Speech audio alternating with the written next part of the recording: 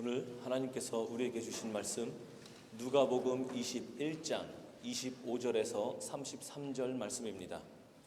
이제 제가 하나님의 말씀을 봉독하겠습니다. 그리고 해와 달과 별들에서 징조들이 나타나고 땅에서는 민족들이 바다와 파도의 성난 소리 때문에 어쩔 줄을 몰라서 괴로워할 것이다. 사람들은 세상에 닥쳐올 일들을 예상하고 무서워서 기절할 것이다. 하늘의 세력들이 흔들릴 것이기 때문이다. 그때에 사람들은 인자가 큰 권능과 영광을 띠고 구름을 타고 오는 것을 볼 것이다. 이런 일들이 일어나기 시작하거든 일어서서 너희의 머리를 들어라. 너희의 구원이 가까워지고 있기 때문이다. 예수께서 그들에게 비유를 하나 말씀하셨다. 무화과와 모든 나무를 보아라. 잎이 돋으면 너희는 스스로 보고서 여름이 벌써 가까이 온 줄을 안다. 이와 같이 너희도 이런 일들이 일어나는 것을 보거든 하나님의 나라가 가까이 온 줄로 알아라. 내가 진정으로 너희에게 말한다. 이 세대가 끝나기 전에 이 모든 일이 다 일어날 것이다. 하늘과 땅은 없어질지라도 내 말은 절대로 없어지지 않을 것이다. 아멘. 요즘 현대인들 보면은 참 고개를 많이 숙이고 다니는 사람들을 볼 수가 있습니다. 스마트폰을 보느라 고개를 숙이기도 하고, 또 뉴스가 마음에 안 들어서 또 뉴스 때문에 마음이 흔들려서 고개를 숙이기도 합니다. 그리고 걱정거리를 생각할 때면 자연스럽게 시선이 바닥을 향합니다. 이런 시대 상황을 풍자한 그림 두 장을 보여드리겠습니다. 네, 먼저 첫 번째는요. 개미가 울고 있죠. 주가가 폭락해서 개미 투자자들이 고개를 푹 숙이고 있는 장면을 풍자한 그림입니다. 개인 투자자들을 개미라고 표현하죠. 참 재미있는 표현인 것 같습니다. 이제 눈물을 자세히 보면은 고개 숙이고 눈물을 흘리고 있어요. 그리고 그 옆에는 쭈그리고 앉아서 고개를 떨구고 있고요. 그리고 다음 보겠습니다. 그리고 또 하나는 스마트폰을 보는 한 청년의 고개가 깊이 숙여져 있고 그 목 위에 포켓몬 캐릭터가 올라타서 그를 조종하는 모습입니다. 이쪽에서는 잘 안 보이시나요? 네, 목이 기린처럼 길게 떨궈져 있죠. 그리고 그 시선은 밑에 스마트폰을 이렇게 향하고 있습니다. 그 다음에 그 목 뒤로 게임 캐릭터죠. 포켓몬. 결국은 누가 누구를 지배하고 있는가? 그 밑에 이렇게 적혀 있죠. 조정을 당하는 건 게임 캐릭터가 아닌 인간이다. 네, 두 그림이 주는 공통된 메시지는 단순합니다. 요즘 우리가 살아가는 현실이 사람들의 고개를 점점 아래로 향하게 만든다는 것입니다. 물론 그 이외에도 다른 여러 가지 의미들이 담겨져 있을 수는 있겠죠. 우리의 고개가 숙여지는 것은 이거는 단순한 자세의 문제가 아니라 그만큼 우리의 마음과 일상이 무겁다는 뜻입니다. 오늘날 우리의 삶에는 우리의 고개와 마음을 아래로 끌어당기는 것들이 참 많이 있습니다. 뉴스를 보면 종종 마음이 무거워지고 때로는 화가 치밀어 오르기도 합니다. 그리고 앞날이 보이지 않을 때 본능적으로 사람은 고개를 숙이게 됩니다. 지나온 삶을 되돌아봤을 때 우리의 인생의 앞날이 언제 투명한 적이 있었냐마는 막상 앞날이 불투명하게 느껴지면 우리의 마음은 더 쉽게 아래로 향하게 되고 고개도 함께 떨구게 됩니다.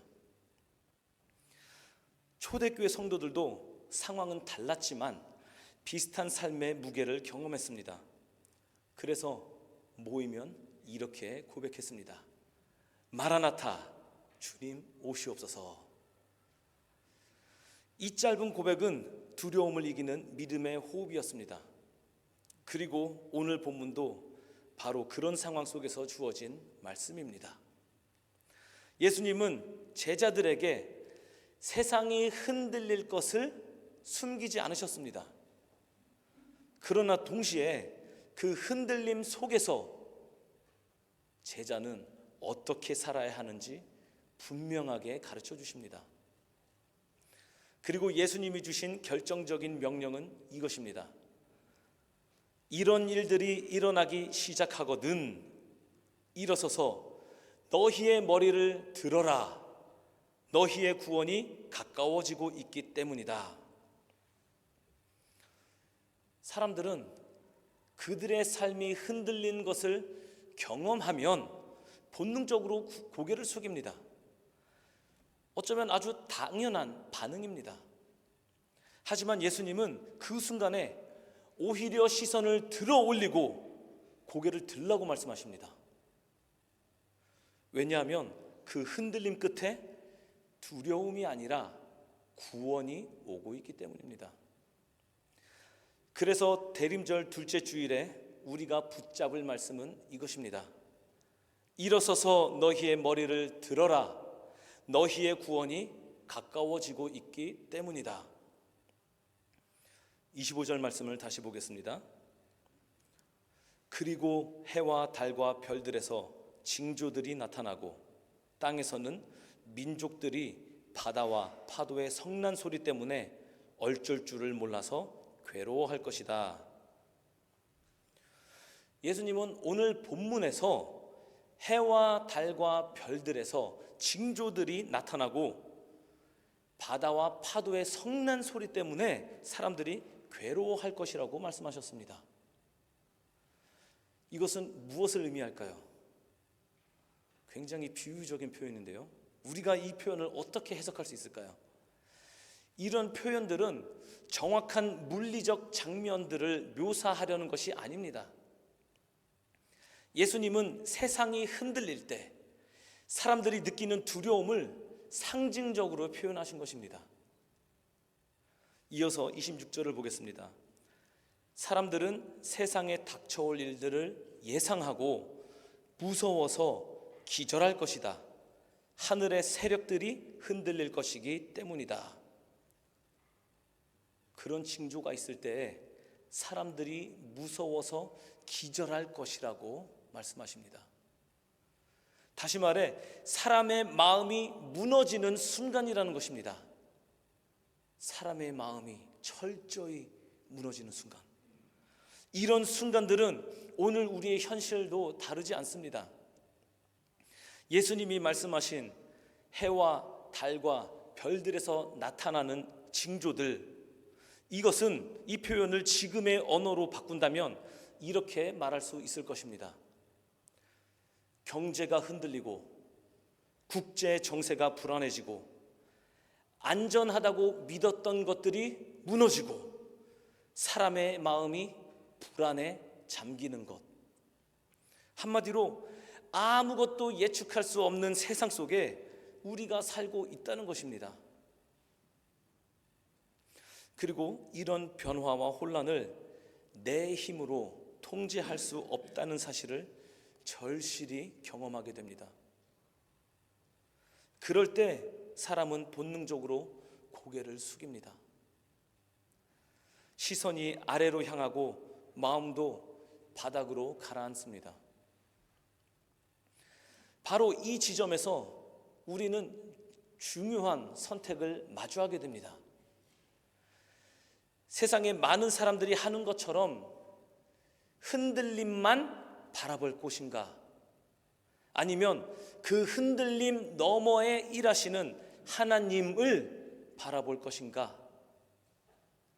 사람들은 흔들리는 상황에서 흔들림을 보면은 그 흔들림만 봅니다.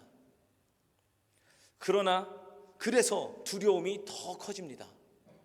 하지만 성도는 징조를 바라볼 때 그 징조 너머를 바라봐야 합니다.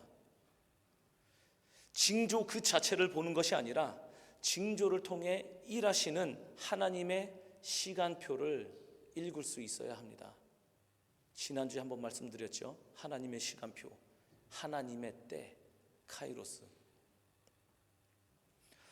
오늘 본문이 말하는 핵심도 바로 여기에 있습니다. 사람에게 두려움을 주는 것은 흔들림 그 자체가 아닙니다. 그 흔들림 속에서 절망의 눈으로 바라보는 우리의 시선입니다. 징조는 사실을 알려줄 뿐이지만 그 징조를 어떻게 해석하느냐에 따라 우리의 마음은 무너질 수도 있고 오히려 하나님을 더 깊이 바라보는 계기가 될 수도 있습니다.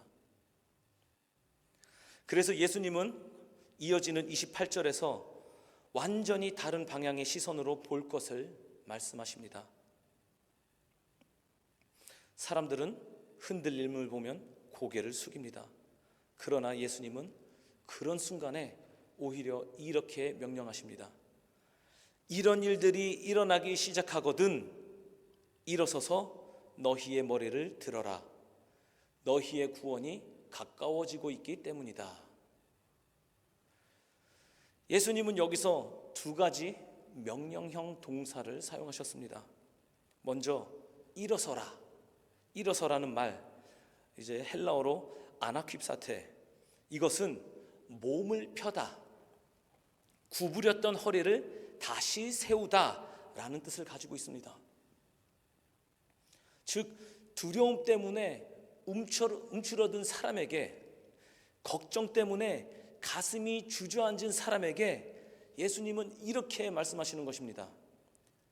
허리를 다시 펴라. 주저앉지 마라. 너희의 마음과 시선을 다시 세워라.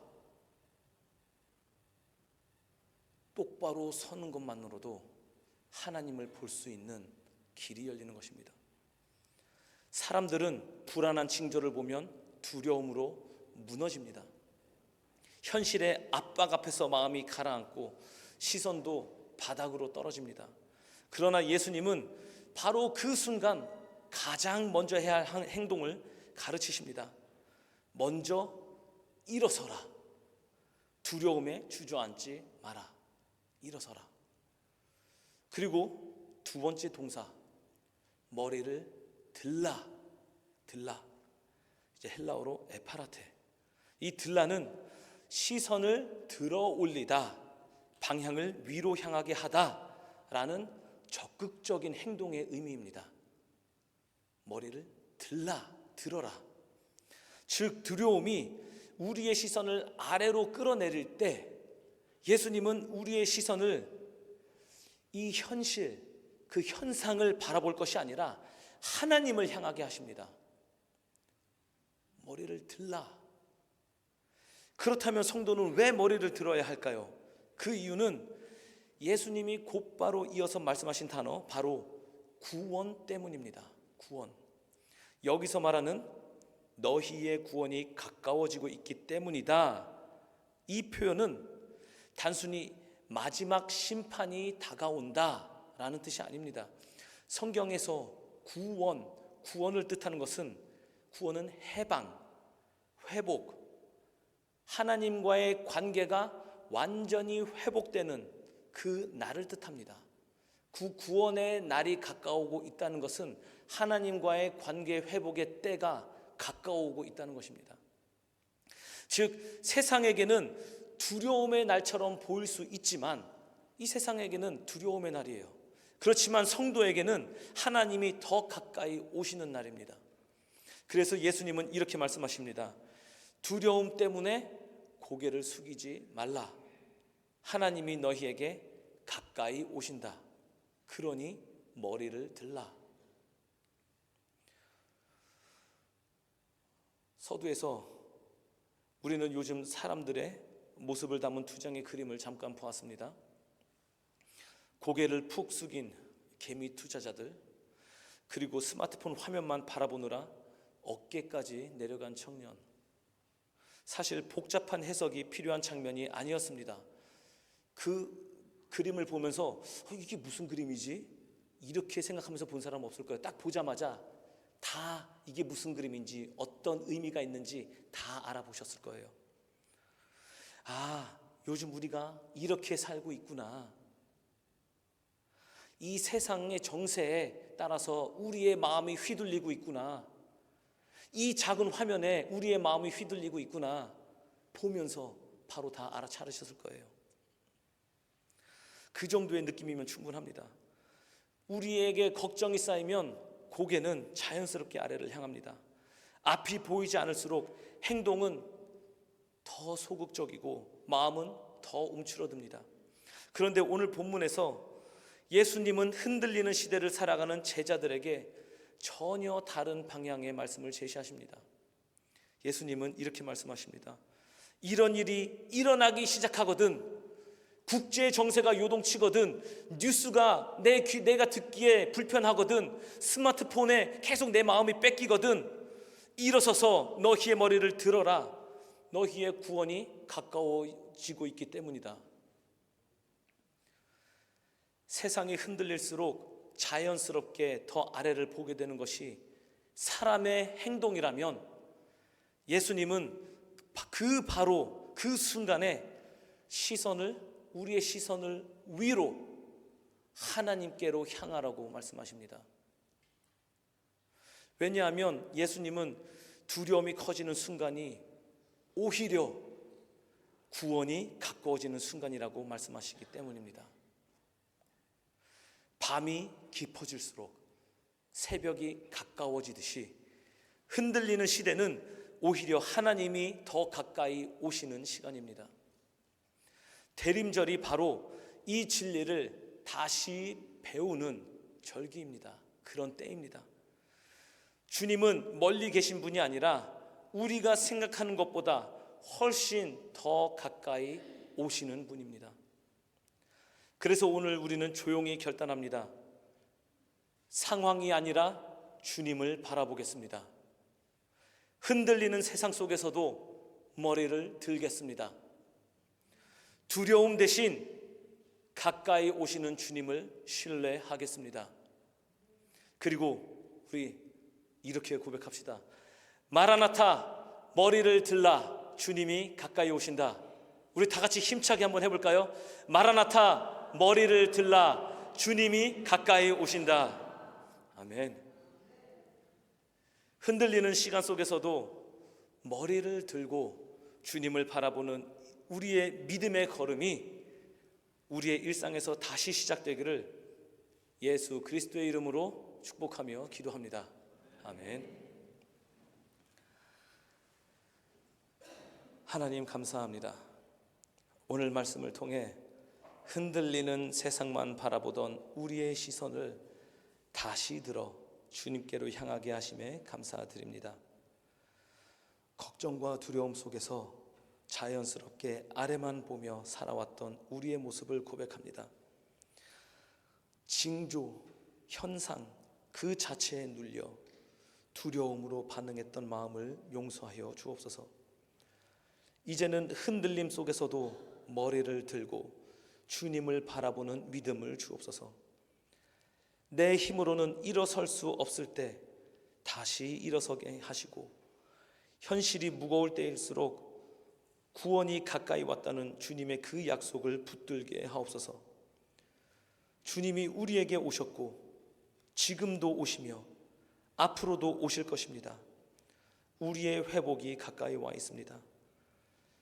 그러니 우리가 마주한 현실에 무너지지 않고 머리를 들어 주님을 바라보게 하옵소서. 오늘 말씀을 붙들고 다시 걸음을 내딛는 모든 성도에게 새로운 아침을 향한 희망과 담대함을 허락하여 주옵소서. 예수 그리스도의 이름으로 기도드립니다. 아멘.